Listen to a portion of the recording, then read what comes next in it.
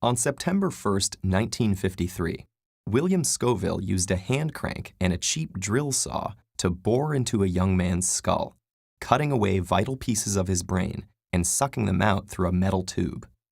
But this wasn't a scene from a horror film or a gruesome police report. Dr. Scoville was one of the most renowned neurosurgeons of his time, and the young man was Henry Molaison, the famous patient known as HM, whose case provided amazing insights into how our brains work.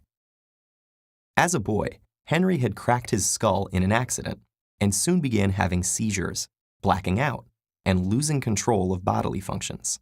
After enduring years of frequent episodes and even dropping out of high school, the desperate young man had turned to Dr. Scoville, a daredevil known for risky surgeries. Partial lobotomies had been used for decades to treat mental patients, based on the notion that mental functions were strictly localized to corresponding brain areas.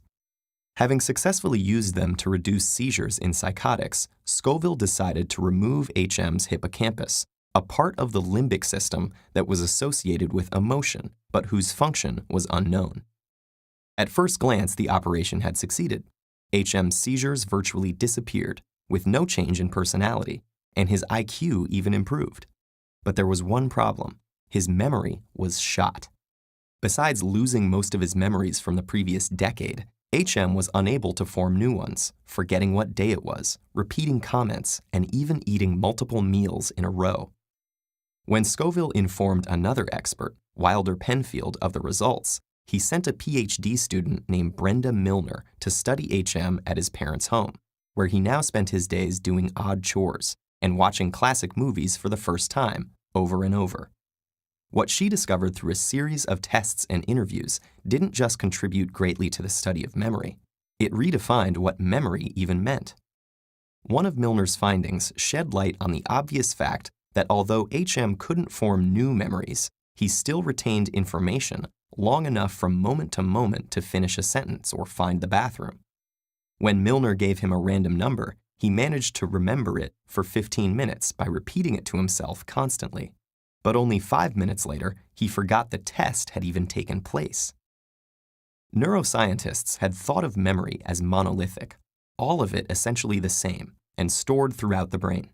Milner's results were not only the first clue for the now familiar distinction between short-term and long-term memory, but showed that each uses different brain regions. We now know that memory formation involves several steps. After immediate sensory data is temporarily transcribed by neurons in the cortex, it travels to the hippocampus, where special proteins work to strengthen the cortical synaptic connections.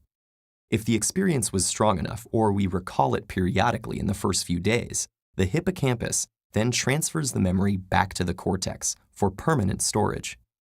HM's mind could form the initial impressions, but without a hippocampus to perform this memory consolidation, they eroded like messages scrawled in sand. But this was not the only memory distinction Milner found. In a now famous experiment, she asked HM to trace a third star in the narrow space between the outlines of two concentric ones, while he could only see his paper and pencil through a mirror. Like anyone else performing such an awkward task for the first time, he did horribly. But surprisingly, he improved over repeated trials, even though he had no memory of previous attempts. His unconscious motor centers remembered what the conscious mind had forgotten. What Milner had discovered was that the declarative memory of names, dates, and facts is different from the procedural memory of riding a bicycle or signing your name. And we now know that procedural memory relies more on the basal ganglia and cerebellum, structures that were intact in HM's brain. This distinction between knowing that and knowing how has underpinned all memory research since. HM died at the age of 82 after a mostly peaceful life in a nursing home. Over the years, he had been examined by more than 100 neuroscientists, making his the most studied mind in history. Upon his death, his brain was preserved and scanned before being cut into over 2,000 individual slices and photographed to form a digital map down to the level of individual neurons, all in a live broadcast watched by 400,000 people. Though HM spent most of his life forgetting things, He and his contributions to our understanding of memory will be remembered for generations to come.